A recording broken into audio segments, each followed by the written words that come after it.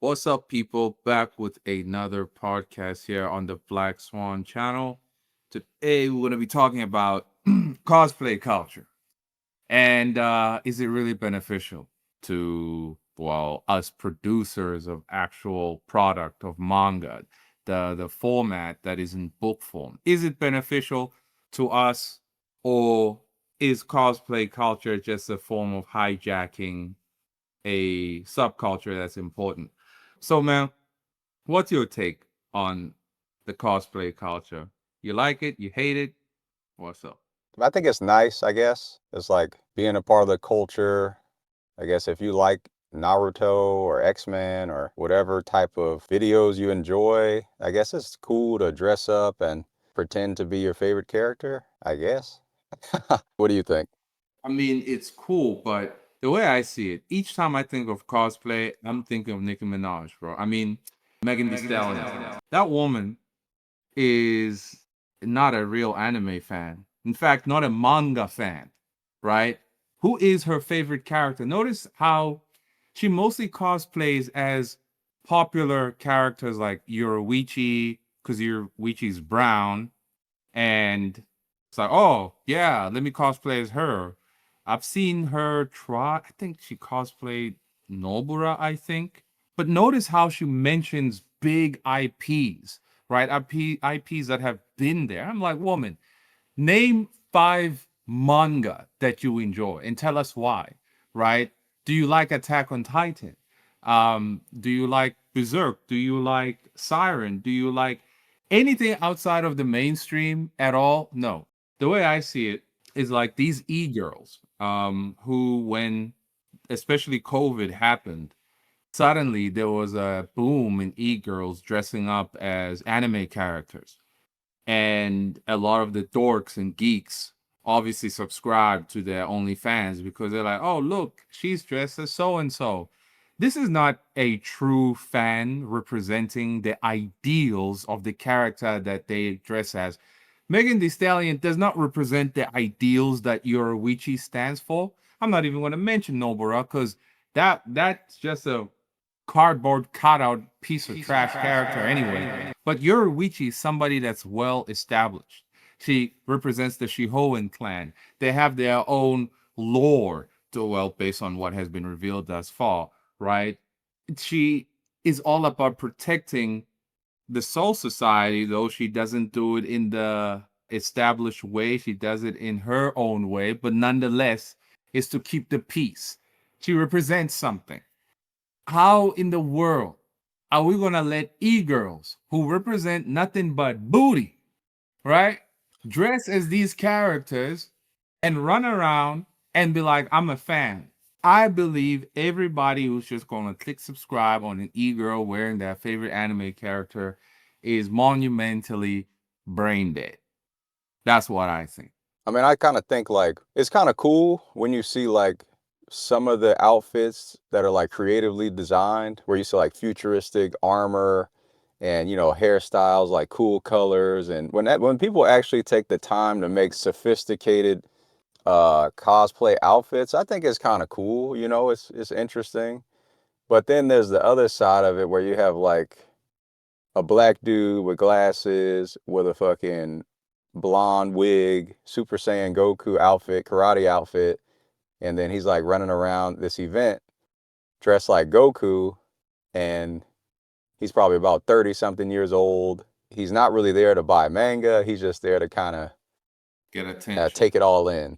Yeah, so that part is kind of weird to me, but I'm not, I'm trying not to judge people too much. It's like, one day a year they go and do some shit like that. But to me, it's kind of weird when people are that age, like 30 something. Like, I can't imagine me going in an outfit like that and just like, feeling comfortable, like just running around doing that. Like, it's like after a certain age, it's like, yeah, appreciated Dragon Ball Z at a certain time. It had certain values that kind of resonated with me at the time. The characters were cool, but that was like a time in my life. Sure, even if I did like it, I don't feel like I would want to dress up unless I had kids. When you have kids and you want to dress up and hang out with your kid and kind of get into it, that's one thing. But like with my a single person and be there with a Dragon Ball Z outfit on with blonde hair and I'm fucking black or whatever is like kind of weird to me, but Now it it's kind is of weird. like I one day I'm gonna cosplay as my own character, Jacob, right? Now Jacob is Romanian, he's white, and I'm a Negro. I don't need to put on a wig. I just am gonna dress wearing his clothes, right?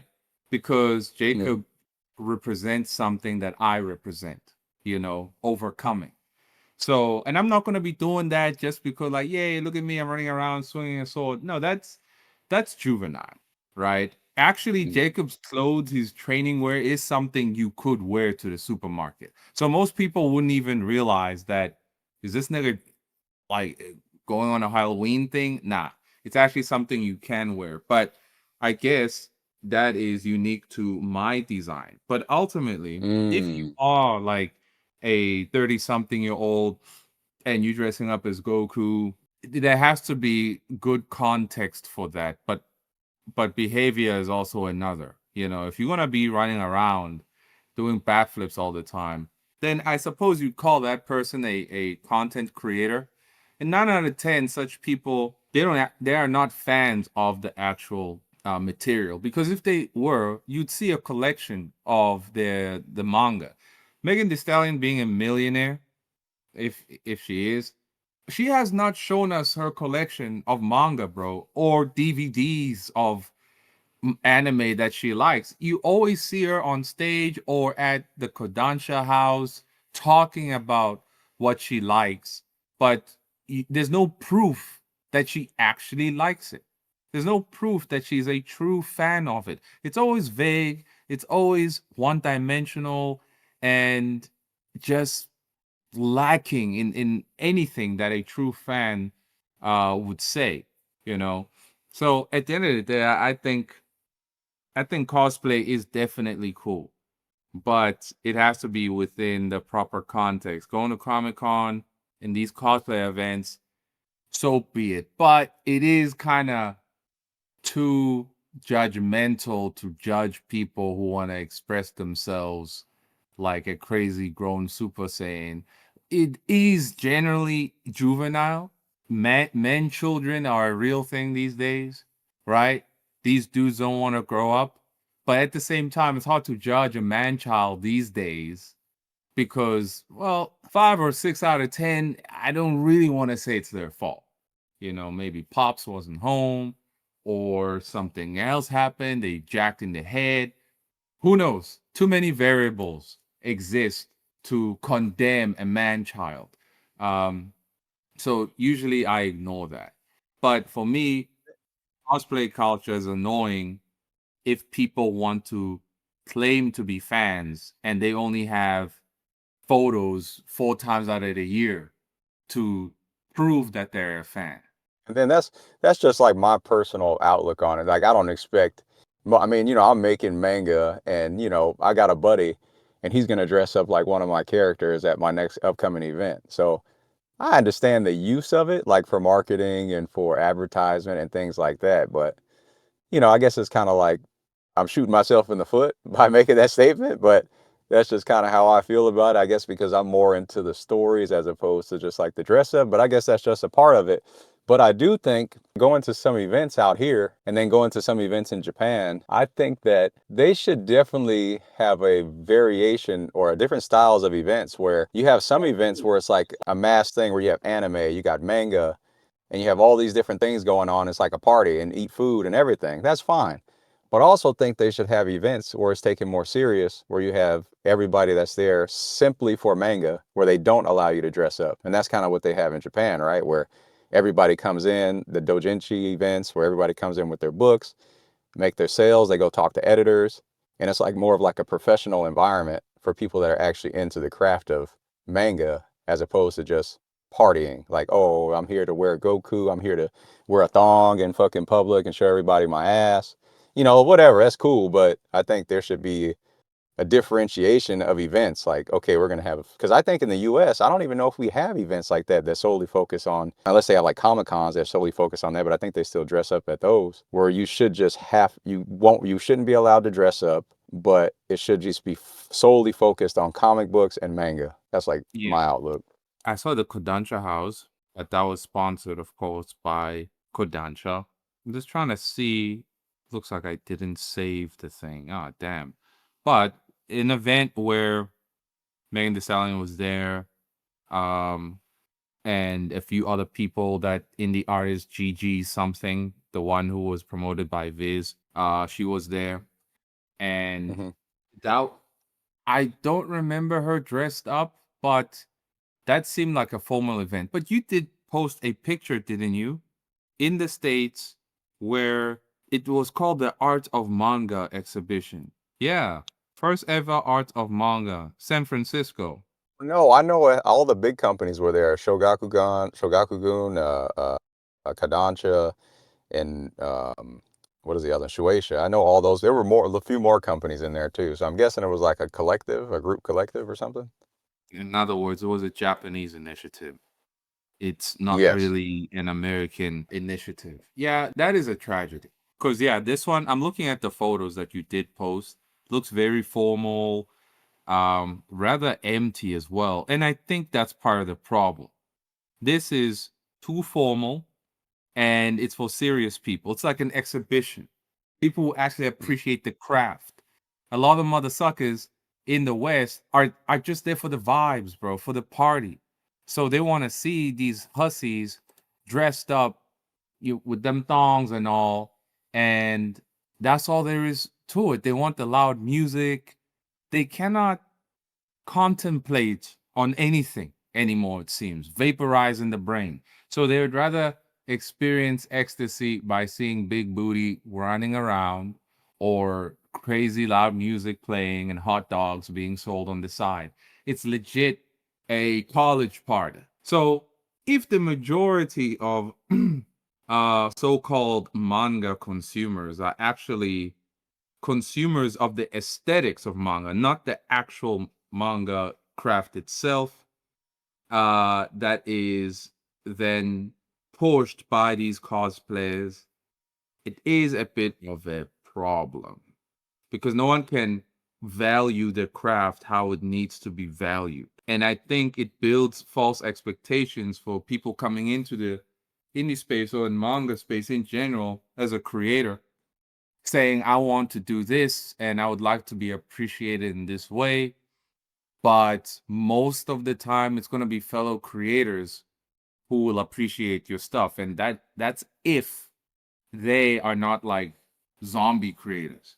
And then on top of that, how do you actually develop a Western manga market if it's gonna just everything's gonna be a party where it's like you can see the root of the Japanese art and manga was developed by like people who took the craft serious, and then it developed into what is now like dressing up and partying and everything else.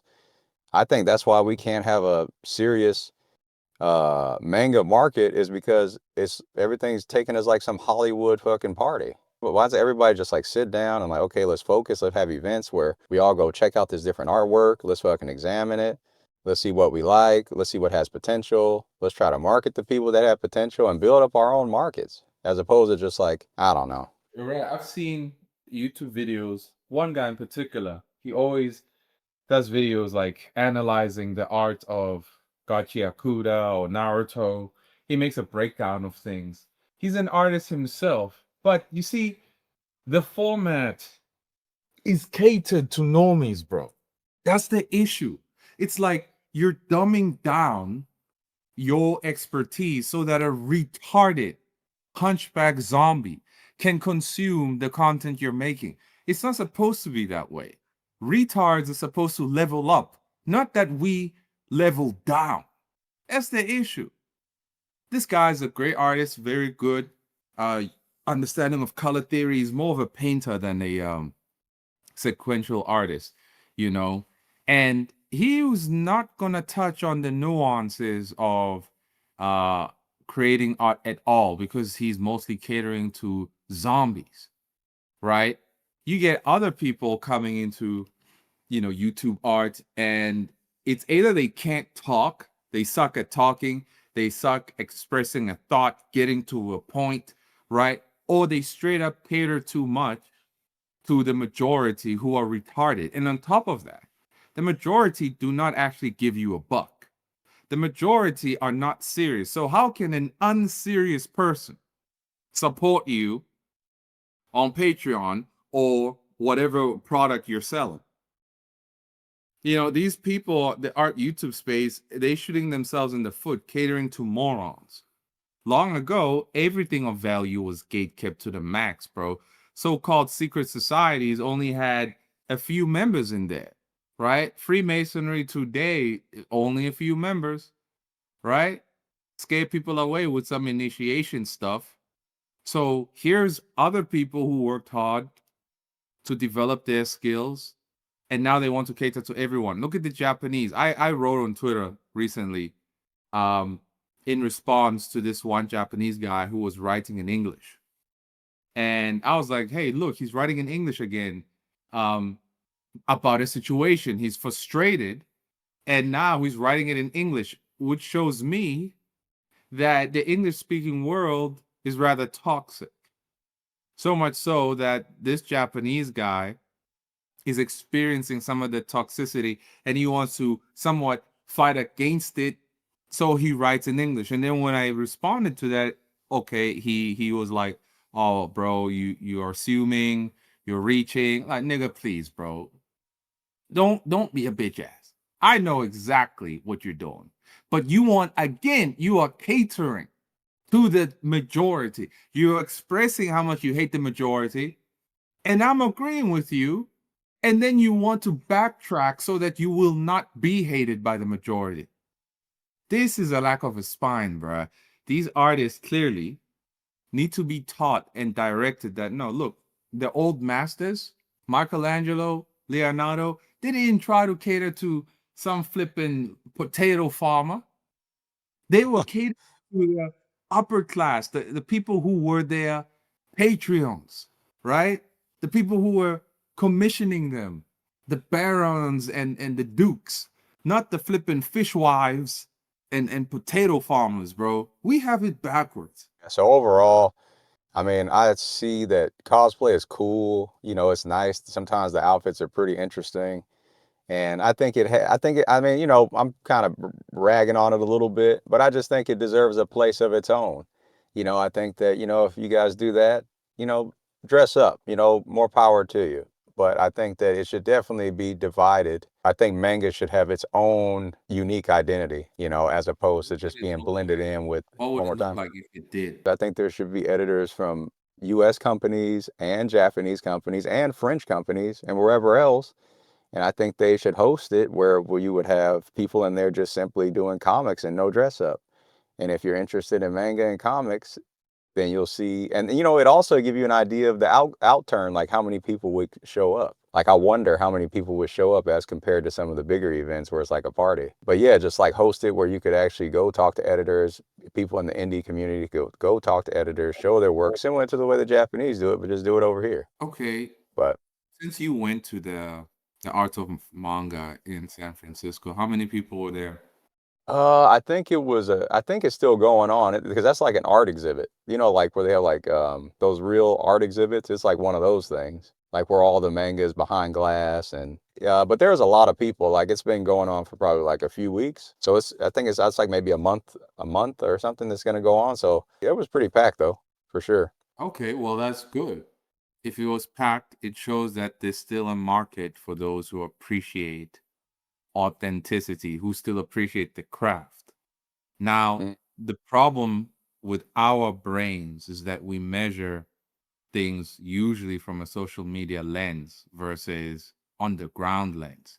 Since you have the privilege to be on the ground and see things for yourself, definitely it's worth more to focus on the numbers on the ground because here on the internet, you know, yes, there can be genuine support, real support, but at the same time, it's too unpredictable. Yeah, for sure. Like I've heard people who have like thousands of followers, and I've heard that even when they market their books to their followers, they're like they sometimes they barely get any sales of their books. And I'm like, what the fuck? I'm like, you guys got all these followers and none of them are buying the book?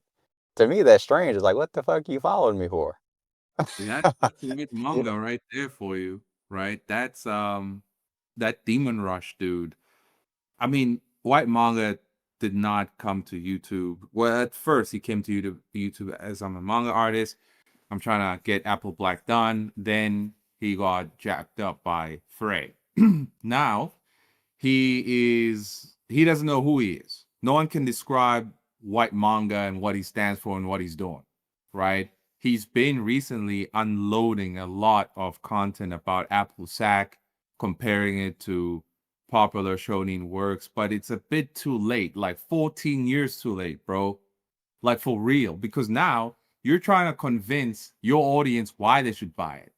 Two people who responded to a video I made about him when his YouTube got hacked both said, I've never bought Apple Black, but I'm a supporter of White Manga. Like, you're not a supporter of White Manga.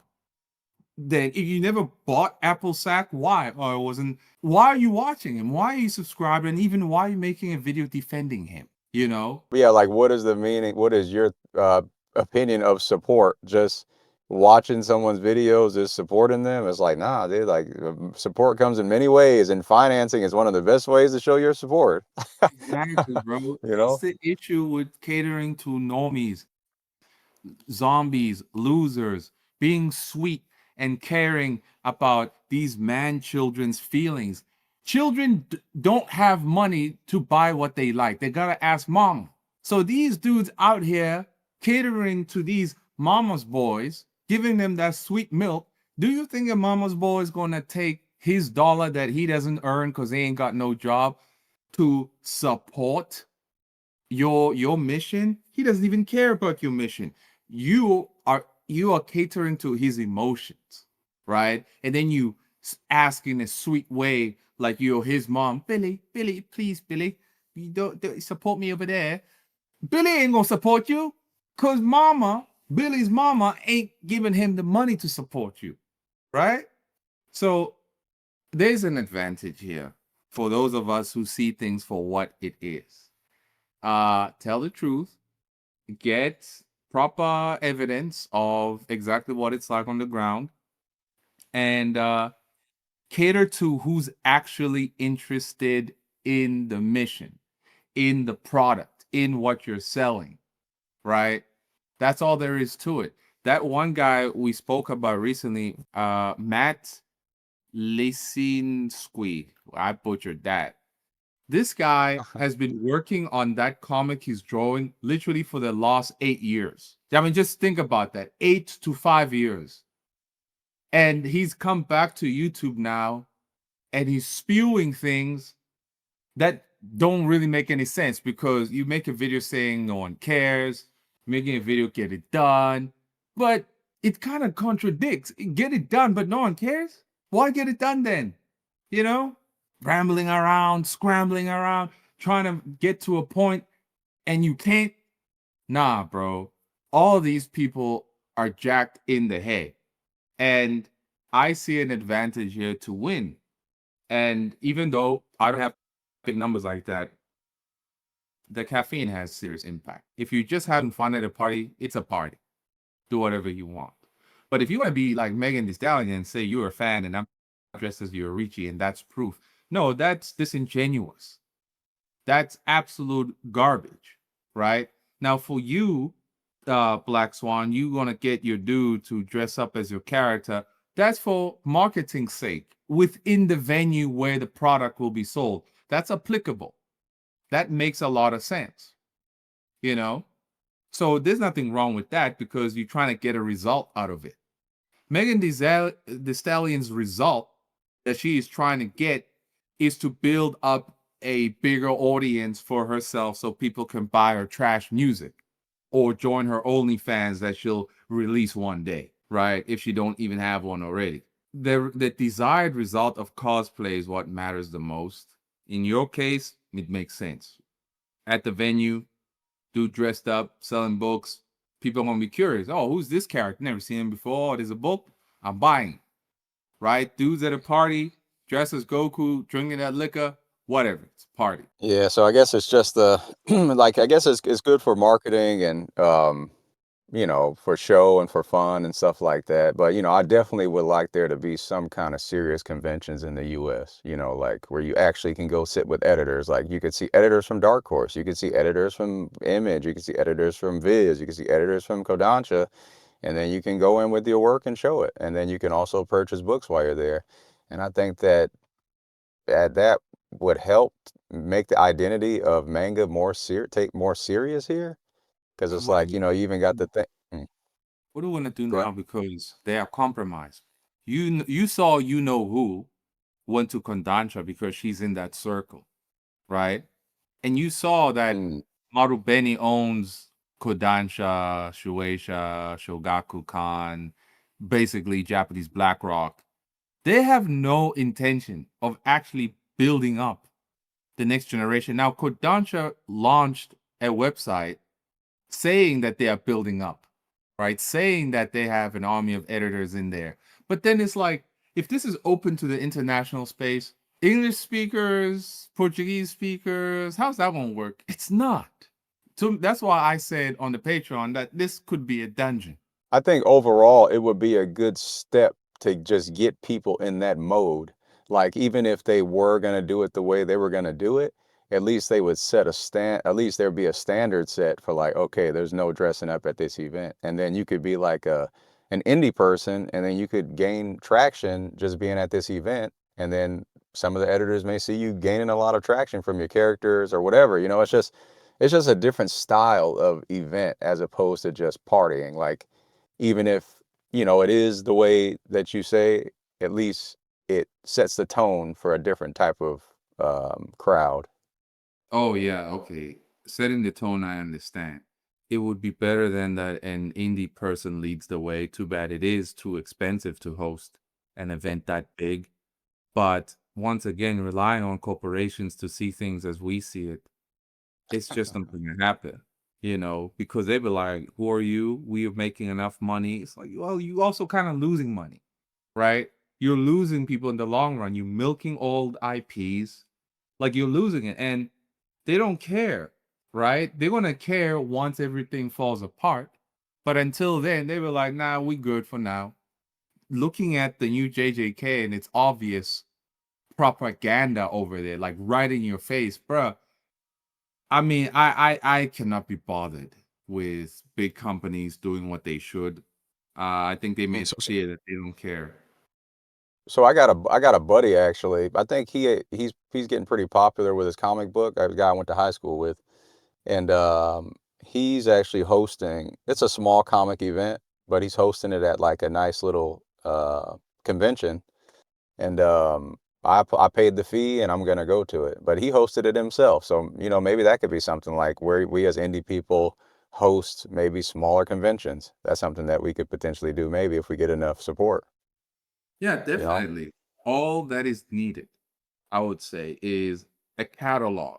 Like if the Black Swan catalog grows some more, like 6 books, some action figures, some merch, you can host a Black Swan event. I mean, Black Swan event, it goes hand in hand, right? It goes hand in hand, bro. Like it's possible.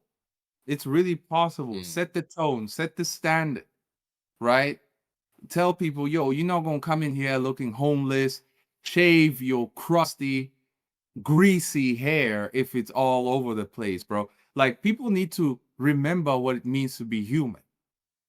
And we gotta represent that. So without a doubt, I think it's possible, man. It's just a matter of getting enough work done to have a catalog and finding a venue and launching it, right? And let's not forget about framing. Framing is key.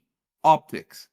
Even if the thing took place in somebody's basement, if you can frame it right, you can't go wrong because next time you'll be like, we're having Black Swan events twice a year.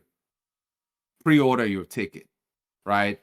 Get the money. Now you out of the basement. You got enough cash for a legit venue or hall, right? And times be good, right? Have your own editors that asking them to come in because the real editors and real companies obviously they got a chain around their neck.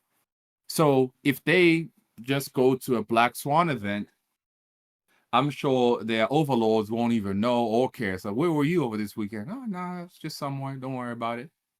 Right? So yeah, All right. possible. Well, that sounds good, man. We'll start trying to work on it, try to put some stuff together and see if we can make some stuff happen. Yeah, I'm going to be at an event actually November 28th in SF Expo, so that should be pretty cool. Yeah, and I'm sure you're gonna start recording over there because you saw how many views you got for the Japanese experience, the Comic-Con experience. People, though, be scared to experience real life. They still want to see real life. They want to see somebody else live it for them so they can experience it vicariously. So, indeed, time is of the essence, just enough work, and then you have more events. Just like that, people will be like, you know what? I want to go. I want to feel like I have integrity. I don't want to go to a party. Let me go to a Black Swan event because dudes there are serious type thing. No hussies, no scrambled brain niggas, just, people who love the craft. Mm, Yeah. mm. But all right, All people, right. that's for this segment. You all be joining us next week. Don't forget to like, share, and subscribe. And don't be a hunchback.